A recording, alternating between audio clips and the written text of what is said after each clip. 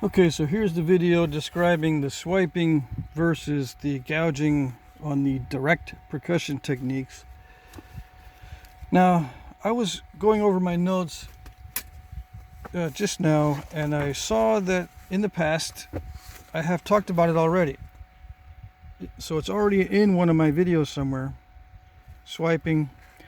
One of the best explanations I've seen so far, he calls it scraping, is from Charles Eaton. Okay, if you just look up Charles Eaton, it doesn't come up for some reason on YouTube, so I'll put a link to this video in the description. Okay, he uses Hardhammer stone. The video is called Hardhammer stone techniques or something like that. I can't remember off the top of my head. Even though I've watched the video many times, I still cannot remember the title. All right, so I will find it no matter how long it takes me to find it again. I think it's saved in my favorites or whatever. And I put a link to it. Okay. So I went over different things. One of the things that's interesting about the swiping technique is the production of bending flakes, or scraping, as Charles Eaton uses that terminology. Scraping or whatever produces the bending flakes. Now, there's been a lot of discussion on bending flakes in the forums, and no one really can understand what it is. But that's because no one really understands swiping or scraping, in my view. Okay, even though it's used all the time, it's not separated out as a distinct technique that is meaningfully different than other direct percussion techniques. Okay, so I had some other drawings in that video, or these drawings in that video, in that other video, which are very, very relevant. So there's probably a not a bad description there somewhere. I didn't date this, unfortunately, so I don't know where to look in my videos, but it's in one of the videos. All right, but I'm going to do it again, but this time a little bit more in depth, I suppose. I'll probably forget something, but here goes. I also use my own terminology, right? I use gouging versus swiping. Okay. Now, to see a good gouging technique being used very often by someone, you need to look up Edbo 23. That's his YouTube name. Swiping, he calls it scraping. It's going to be Charles Eaton. I'll put a link to both of these channels, and specifically the video here on the scraping. All right.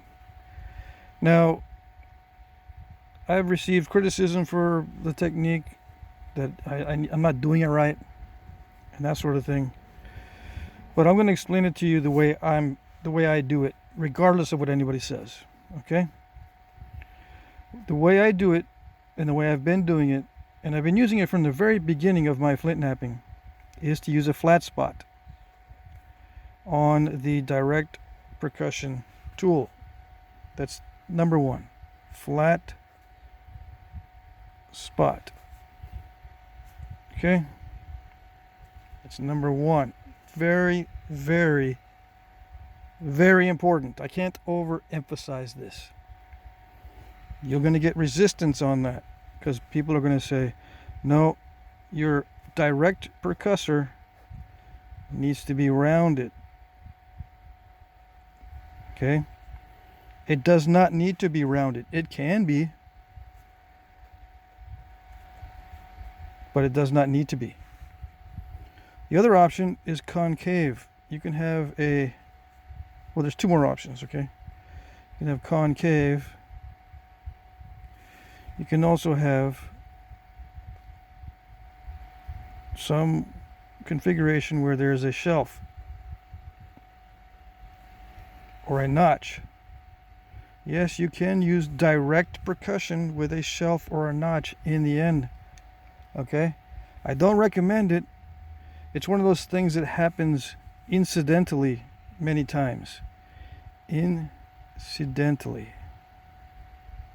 Which means you don't do it on purpose. It's just maybe you're chipping your percussor, and this can be concave, flat, or convex. I'm just drawing in these lines. The tip of your percussor, your direct percussion, all of this so far has been direct percussion. Okay? Everything so far is all direct percussion. Okay? Which means you hold it in your hand and you're swinging or you're doing something like that with a billet of some sort or some sort of percussion tool in a direct manner, either freehand or with a lap pad or some other type of pad. All right, which gets into, I'm starting to drift, but let me just explain these things as they come up. You have a pad and you have freehand. Okay? I use mainly freehand. I don't use pad percussion.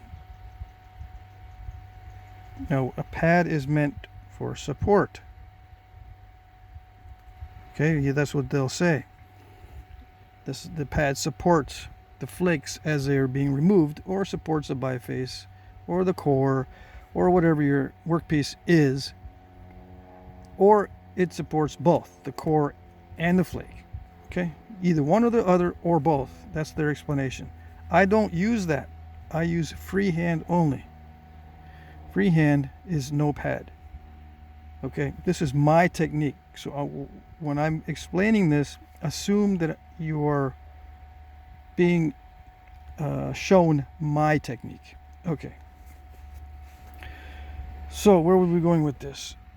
Different shapes for the tips of your percussors. Okay, why is this relevant to swiping? Because you can swipe with any one of these, and you can gouge with any one of these. They all have a slightly different effect. All right, but the way I do it, and the reason why I made it very important to know flat, number one, is because I use flat spots. Again, since I started knapping, I've been using flat spots. So it's not new, and I did not invent it. The only thing that I come up with, as far as this goes, is the terminology. I call it swiping. Okay? Now, the edge of a workpiece, or a core, or biface, or whatever, is very important. It needs to be dull. Those of you who are just now tuning in, it needs to be dull. So what that means is something is removed from a sharp edge. This is what it normally is when you're doing your lithic reduction. This becomes sharp. You want to dull it. When you're reducing this with whatever method you're using, it's going to become sharp. You need to dull it to prevent crushing. And of course, a neighbor decides he wants to mow again, right next to my car. I guess yesterday wasn't good enough. All right, it prevents crushing. Now, one of the things that is important to recognize with the swiping technique, and I'm going to get into various things. One of the important things is an isolated platform. Okay, right there. It doesn't have to be very pronounced. It can be really pronounced or not very pronounced, but it has to be isolated if you want the best results. You can do a flat continuous platform and hit it with a percussor and hope for the best, and sometimes it works, but isolated platforms is number 2 with swiping. Number 1 is a flat spot on your percussor. Number 2 is an isolated platform. All right. Now, if you see guys using the swiping technique, whether or not they're discussing it with those terms or whether they know what they're doing or not, a lot of them will have a rounded billet or slightly rounded. Okay? If it's very, very rounded, you're not going to get a swiping technique. If it's very rounded. Okay? It has to be partially or almost negligibly rounded. Like my aluminum billet, you can see a slight arc. Okay? It's almost negligibly rounded. But it is rounded somewhat. It's just because of the wear. It wears that way naturally, so I just let it do its thing. Same with natural tools, not only on the metal, but natural tools will also develop rounded if you start with flat. But it can also go concave or develop a shelf or some kind of notch. You can nap with all these down here, but this is ideal, and this is part of tool maintenance, flattening it out. All right, where was I? All right, so this is the workpiece here. This is the edge of the workpiece. This is a cross section. Okay, it's already getting to be lenticular. All right, isolated platforms number 2. All right. Number 3, I don't know, it goes in different directions from here. These are the first 2 initial conditions on your percussor and your workpiece. It's extremely complicated when you get into what you actually want to do with the direction of force. So we talk about direction of applied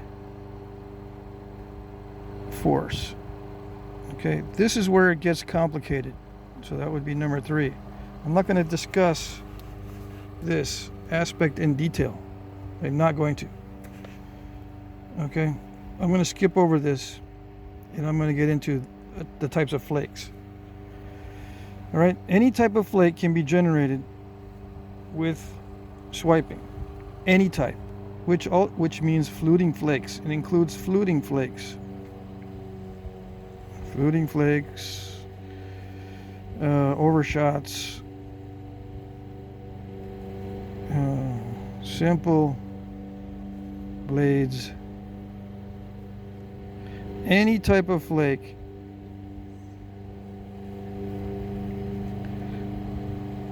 and it also includes bending flakes. All right, the swiping produces any type of flake. It's more versatile than any other method as far as what kinds of flakes it can produce. The bending flake, as far as I understand it, usually has a very shallow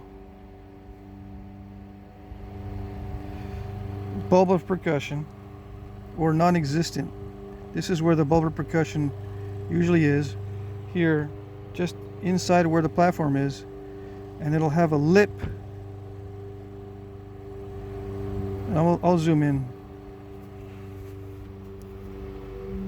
Bulb here, lip there, and platform here on a bending flake. Okay, so from the side view, the scar is, it's a cross section. The scar is usually a bite taken out. It's called a bite. And I showed you that on this last video. Luckily, I had a good example. When I removed the turtle back, it was a bite taken out. So technically, there was very little bulb of percussion.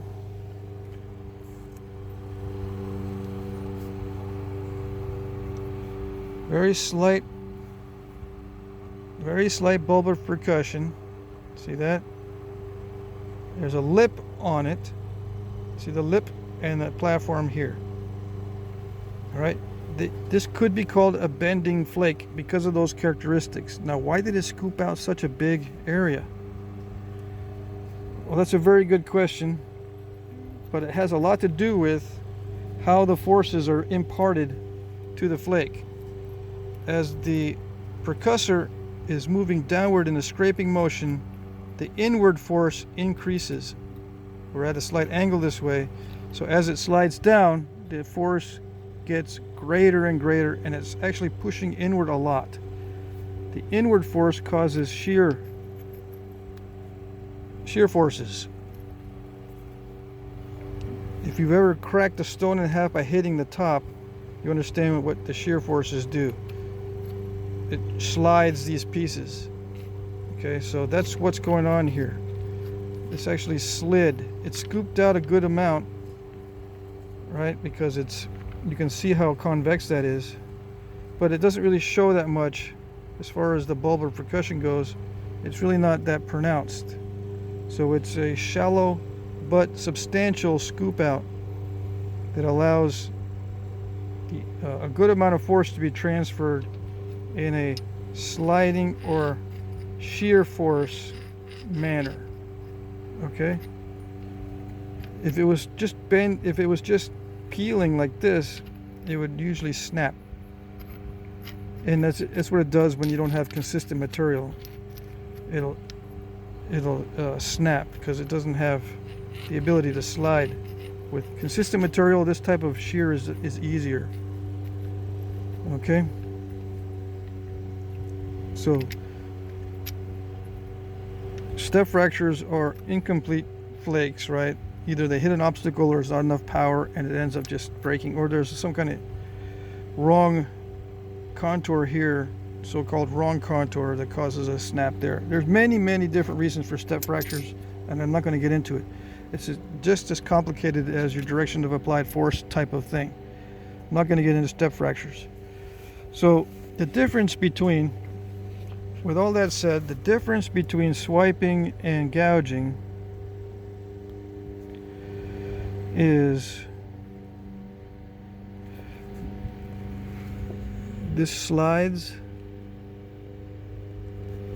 okay, and this catches. Slides and catches. So this will slide on the platform. This one catches the platform. So just like catching a ball in reverse, the gouging catches the platform and grabs it, catches it, and then rips off the flake. But with a swiping motion, it slides. You're sliding on the platform. Okay? It's not catching it, it's sliding on it. Now, these two, the swiping and gouging, if you combine these, okay, there's no term for it, but you can have a hybrid strike. All right, you can have a hybrid strike which combines the swiping and the gouging. How does that happen? Well, the easiest one to see how it can happen is with the shelf or notch. First it slides, and then it catches on, it snags on the notch, or maybe it's a depression, or maybe it's a little dimple, and it'll catch. So it'll slide and catch. Okay, so you're already applying some force with the slide, and then it'll catch with the notch and rip it right off. Okay, that's a hybrid strike. There are other ways to achieve hybrid strikes. Okay, but it would require a more in-depth explanation. So far, this is all direct percussion, but you can produce hybrid strikes with indirect percussion. You can produce any of these effects also with indirect percussion, which would include these bending flakes. Okay, indirect percussion also follows these two types. There's swiping indirect percussion strikes, and there's gouging indirect percussion strikes. Okay, now this also pertains to pressure flaking. Now, no one talks about the swiping with a pressure flaker, but it is possible to press on a platform in the same way, on an isolated platform, and have the tip of the pressure flaker slide at the same time it's removing a flake. But I won't get into that. I know a guy that uses that technique. He uses pressure flakers that are composite. Here's the pressure flaker, and then the tip is flat. Okay, it's not rounded. He uses a flat tipped pressure flaker, and it is the swiping, but it's with pressure. So this will pertain to those other techniques as well, but most of you guys are going to be using this for percussion, and I think it's most useful with percussion. It yields the best efficiency if you want thinness with direct percussion. It'll allow you to create a biface quickly, efficiently, safely, all that stuff, all the benefits if you use a swiping technique. But you can still do it with gouging. You can still do it with gouging. Most of my metal tool experience has been with gouging, following this particular guy's technique, Edbo. I know his real name, it just escapes me for right now. Anyway, he uses a gouging technique, so his boppers will catch the edge. Okay. What else can I say? I hope that was okay and not too all over the place. Swiping will produce this bending flake, and the only thing I can say is there's still a lot of confusion here. I may go into this type, but bending flakes have been attributed to fluting techniques. They've been attributed to creating ultra thin bifaces, ultra thin blades, and all sorts of things. This type of bending effect with a shallow bulb, a lip, and an intact platform, and with a bite taken out of the side of the workpiece. All these characteristics have produced some of the most, well, it seems like they've produced some of the most amazing blades and bifaces. Okay, that's why I got into this. And there's confusion around what it means, but to me what it means is a very specialized, because you can get good at it, but it takes time. But there are guys who use the technique. It's a very specialized technique used to produce some amazing results on the higher end of the skill spectrum for producing lithic artifacts. Okay, so there you go. I didn't color any of this in, although I have my set of markers and stuff. I'll do a color version of various things coming up. One of the things coming up is I've got some real artifacts a friend of mine gave me before I wrap this up, before I wrap the video up. For those who are following people who say they are telling you that they are teaching you how they used to do it in the old days, if they're not teaching you how to make thick points like this, or why they were made, or how they were made, they're not showing you techniques that were used in the past. I'll show you how to haft these, how to make them. This is probably a resharpened piece, but not all of these were resharpened. Some of them were made like this, thick, on purpose from the very beginning, but it seems like most of them were resharpened. But anyway, if you're not being taught this kind of stuff on the other end of the spectrum, as far as the thickness and flatness and straightness of edges and all that, then you're not being taught the way they used to make them. Okay, so I'll be doing that. All right, that's it for this one. questions, just put them in the comment section. All right.